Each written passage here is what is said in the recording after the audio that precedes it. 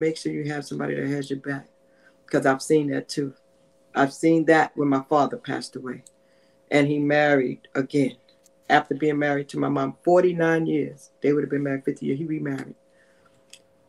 He then married for about 10 years. And then that person who he thought was going to be there, and he said, look out for my sister. He told her, look out for my sister.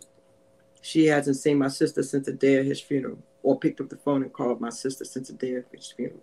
All she wanted was the money. So that's why I wrote the book, because I seen it firsthand. Welcome to the We Got Problems podcast with co-hosts Curtis G. Martin, Rhonda L. Brown, and Khalif Johnson Sr., the one and only podcast where solutions get discussed to our community's everyday troubles. Each week, you will hear mind-blowing conversations and actionable tips and strategies that you can implement in your daily life to become more effective. We got problems and we got solutions.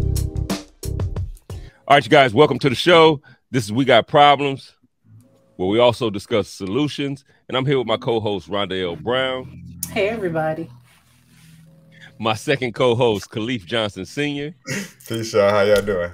And we have a special guest in the house today, Crystal Bodie-Smith.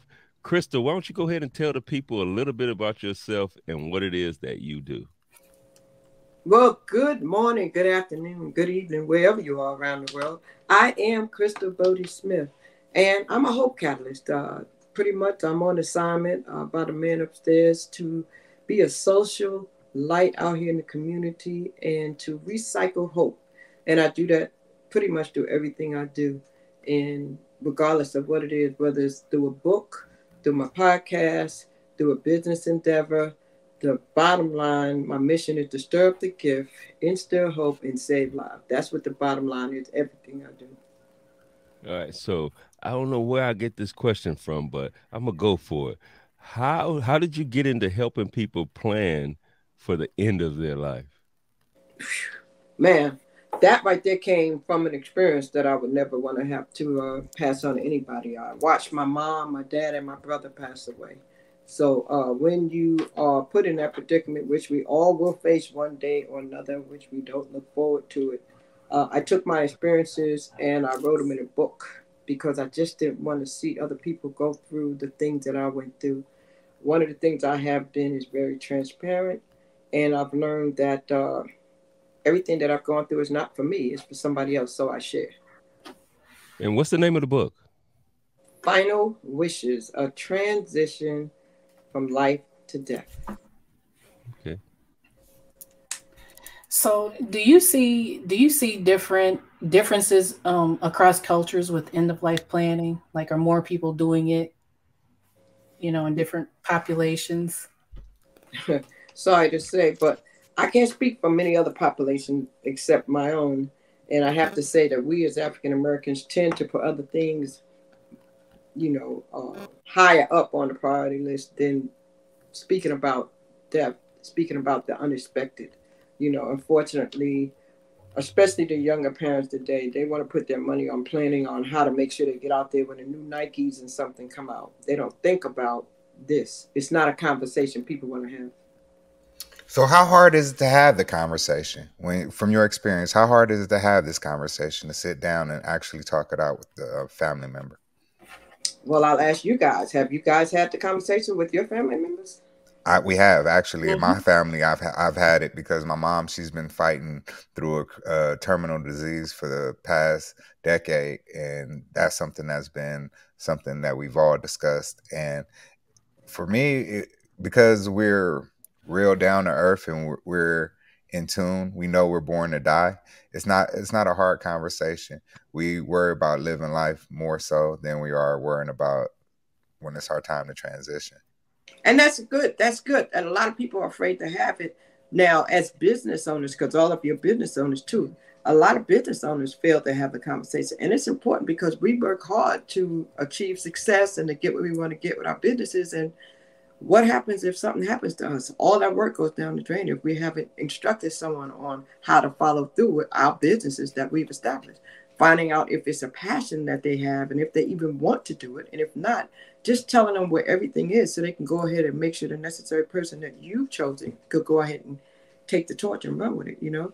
So it's just things like that. I mean, just making sure that all our work is not in vain, whether it's with unexpected death. You know, people have to understand remarriages, divorces, people are not going back and looking at the necessary things. And there's so many common mistakes that people make. Yeah, so my family's had the conversation, but Trash said it's not a hard conversation to have, but it's a sad conversation to have, and a lot of people don't want to be sad. So, what's some tips on how to approach this topic? Well, I'm going to tell you something. It doesn't have to be sad because, like Khalif said, we all know that we were born and then everybody, you know, has a day that they're going to leave here. We don't know how, though. So the book, the main focus is final wishes, knowing what your final wishes are. And this is the example I always give people. Can you picture getting that phone call and somebody was in a car accident and they're sitting there on life support?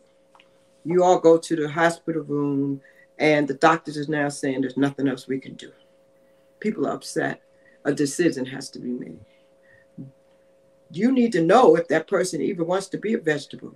Some people will have already told you, look, if something happened to me, I don't want to be on a machine. I don't want to live like that. Other people may not have said that to you. But if they have already said that to you and made it clear, and the children are in the room and the siblings are in the room, and whoever it is, if you are the designated person to make that decision, it's so much easier when you go out there and you tell the family, listen, you know this is what he said. He said he don't want to be on a machine. He said he don't want to do this. And it just makes it easier when that time comes to go ahead and pull the plug. Versus if you make that choice and you go back in there and say, well, you know what? I don't like what I'm seeing. You know, we're going to pull the plug. Now they're coming at you because you pulled the plug versus you honoring their decision. You follow? Can you see the difference? Mm-hmm. So with planning for end of life, do you recommend people prepay or have a certain amount of money put away? Like, I mean, I don't know if there's like, if you get, it's going to sound weird, but do you get a discount if you prepay? Well, let me tell you something. There's so many things. Now, you can go ahead. You can go to the funeral home and you can do some things. It's called a pre-need. You can do a pre-need and you can have some things done. I mean, some people and African Americans, I got to speak about us because that's what I am. Many of us, they don't want to do a will. Well, in my book, which you can get on many places, you can go on Amazon and get it. You have to Google it by my name, Final Wishes by Crystal Bodie-Smith.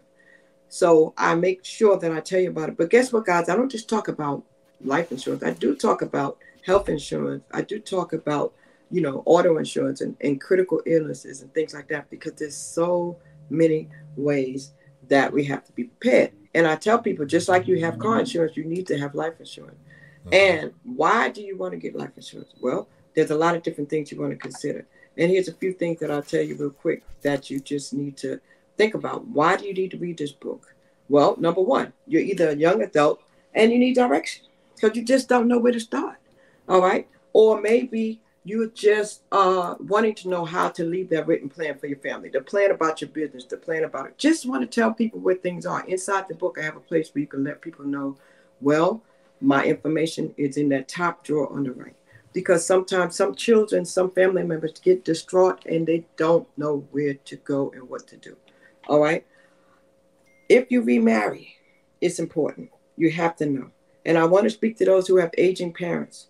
Please, please, please. A lot of people have relocated to go back and take care of their parents, and they don't ask the parents about the policy. And then I'm going to go a step further. They ask the parent, but then they don't go look for themselves. I need you to lay your eyes on the policy and see the policy for yourself, because some of them may have turned out. If your parents are living to 80 and 90 years old, they may have had a term policy and it may have expired. I have seen people think that they had insurance, come to find out it's expired. So that's just one example. Okay. What are some of the obstacles you ran into while talking to people about these planning ahead? It's not just talking to people. I've experienced things myself. I'm going to tell you another example, an obstacle. Long-term relationships. A lot of people forget when they break up to go and take that person's name off the policy. You know, you've been in a relationship with someone or someone passes away and you have them down as a beneficiary. So I suggest people go and they change the paperwork and review the paperwork every so often. Marriages, divorces, deaths, reasons why you have to always go and look. Children age out, they remarry, the name change. If you don't have it correct in the paperwork, that will cause you a problem when it comes to payout. So what's the process you use when it's time to have conversations, or you consulting a family when they don't want to really hear this? What's the process you go through with them? Just be real. Just sit down and have a heart to heart and just say, look, do you have insurance? How many of you have seen it? You've seen the GoFundMe's. We've all seen it. The And car washes. we need to, as parents, as grandparents, we need to have conversations with our children. When those grandbabies are born, many of us have to do what my mother did, get the policy for them. If we know they're not responsible, keep the policy going for the child. If you know they're inconsistent and they switching jobs and they don't keep insurance, we need to be responsible and get that policy for them. For a child, there's so many places. You can go to Gerber, you can go to Mutual Omaha, you can go to MetLife. It's $5, y'all. Under $10, you can insure these grandbabies. There's no excuse. So how would you, if there was somebody that, was kind of standoffish about even talking about it, how would you suggest that we approach that? Because obviously it has to be talked about. It has to, So how would you go about that?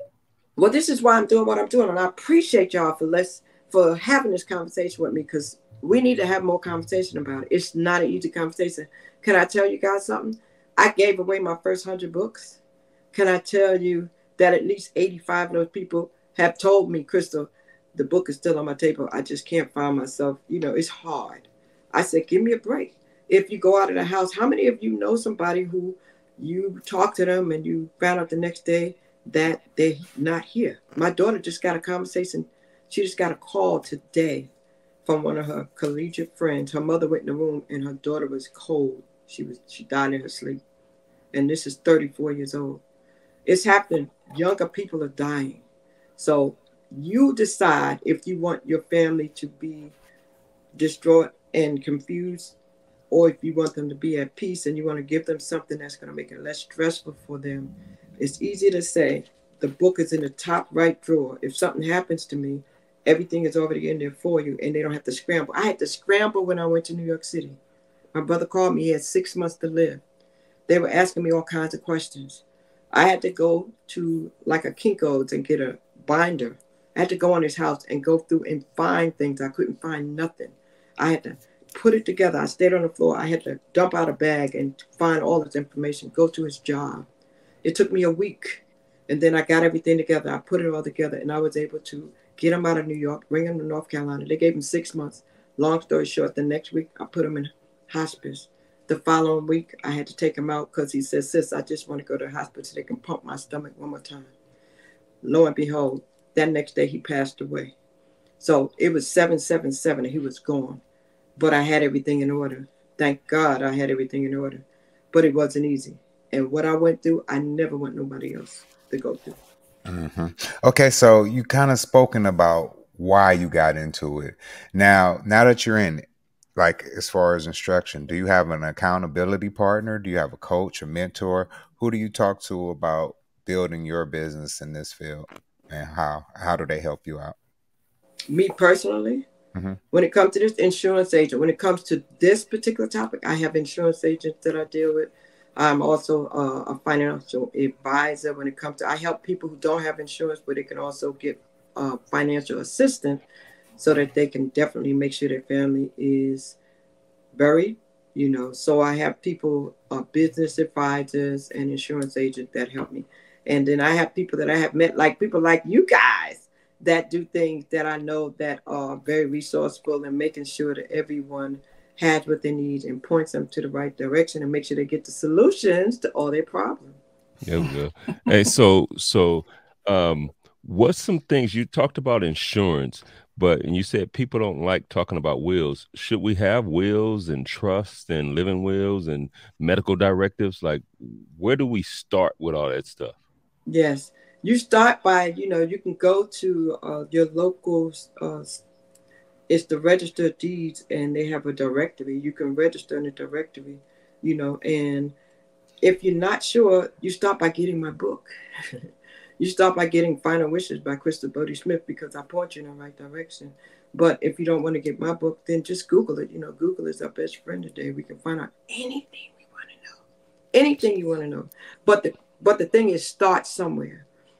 Have the questions answered. Want to give your family that peace of mind, especially if they're young adults, man. It's not going to be easy.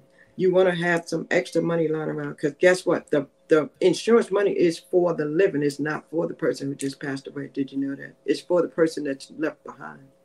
So if the people get the book, then they'll know when to where to go to create a will, living will, and all that good stuff. Yeah, I point them in the right direction for just about everything. And if I don't know, then I certainly do know how to find information for them and refer them to the insurance agent. Let me put the disclaimer out. I'm not an insurance agent. I don't confess to be an insurance agent. I'm a person who went through the experience, and I can tell you how to avoid some of the mishap that I experienced. That was very disheartening, very painful, very stressful. And I'm just trying to make sure you don't have to go through that. What's the biggest mistake that you see people making?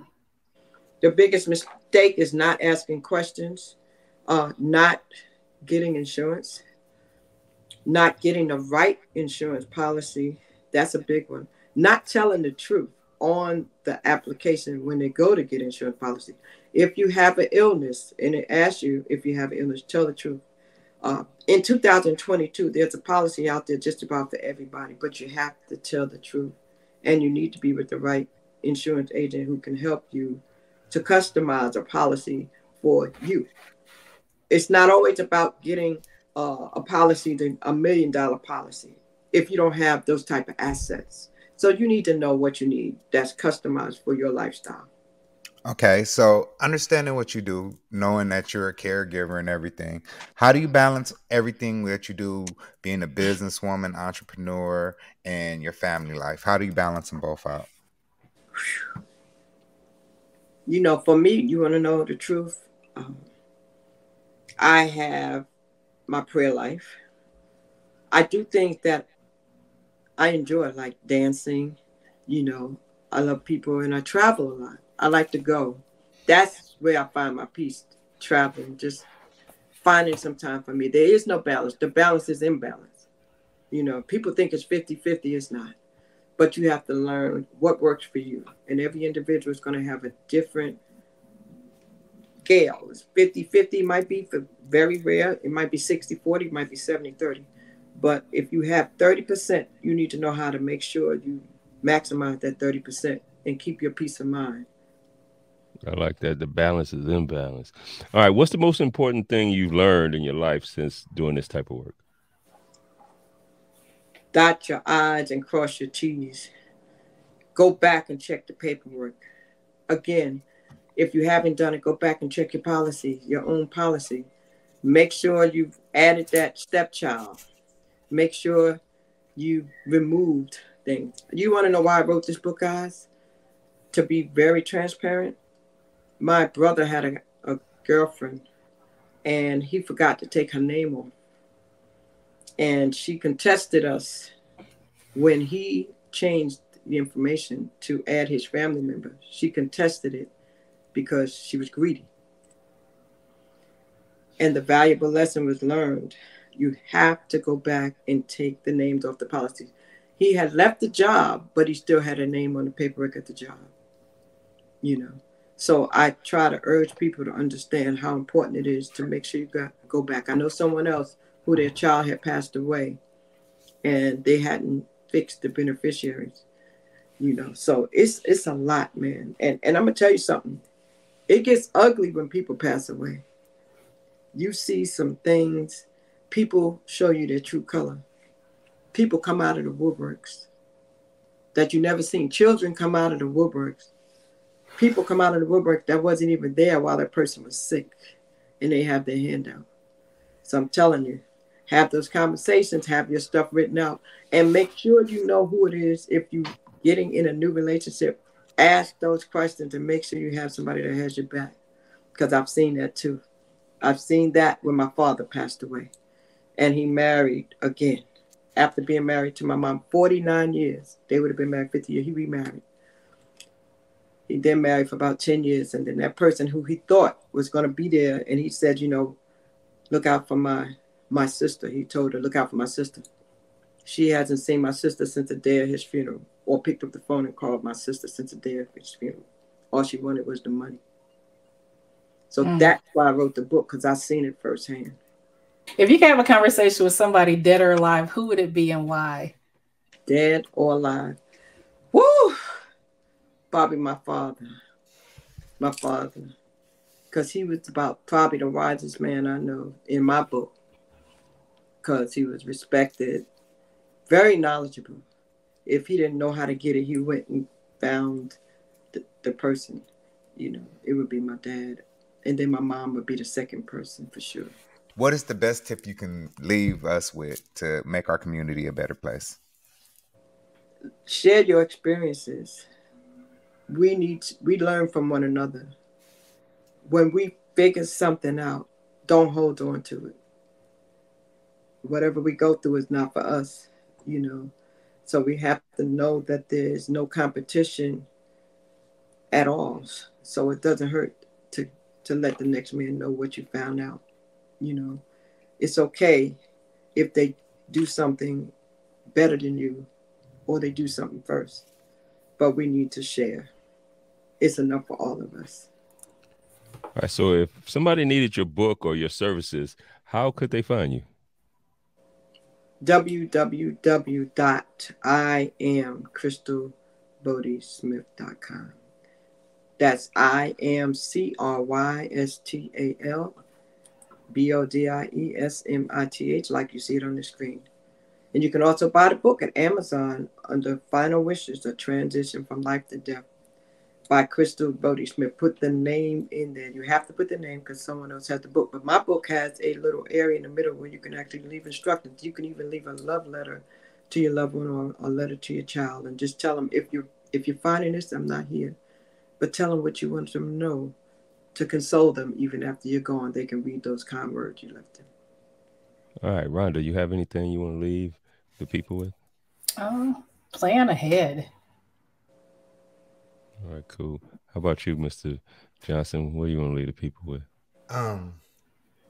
Queen, I thank you for what you do, because like this is not an easy conversation to have in our community. And a lot of us are left fighting these battles, fighting over money, fighting over who gonna get what, trying to have everybody putting their hand in and who did what, and all of the nastiness comes out after we lose a loved one. So plan ahead. It's really important. Get your paperwork in order. If you don't have paperwork on your parents, on your kids, on yourself, with your spouse, you know, get your paperwork together. You know what I mean? And tap in. This queen is helping the community out. Yes, take time, do it. It's important, man. You can't have the nails, the fly nails, the hairdo, and all that stuff, and no insurance. Yeah. You can't go out there and be, you know, smoking and drinking, and your kids are not insured. That's crazy. People put more money in their weed supply, in their CBD supply, and their kids are not insured. That's ridiculous. Yep, I would say, you guys, let's make sure we're getting wills. Let's make sure we have a living trust to where our assets don't end up in probate, where the court make the decision on it. If we end up in probate, we'll never create generational wealth. You guys, y'all know we have problems, and we also have solutions, and we out. From the team at CRC Empire, we want to thank you for listening. To stay connected with us, like, share, and subscribe to the We Got Problems podcast. You can find us on social media platforms at Curtis Martin 247, at Rhonda Wrights Official, and at the_trash_vegan_. We got problems and we got solutions.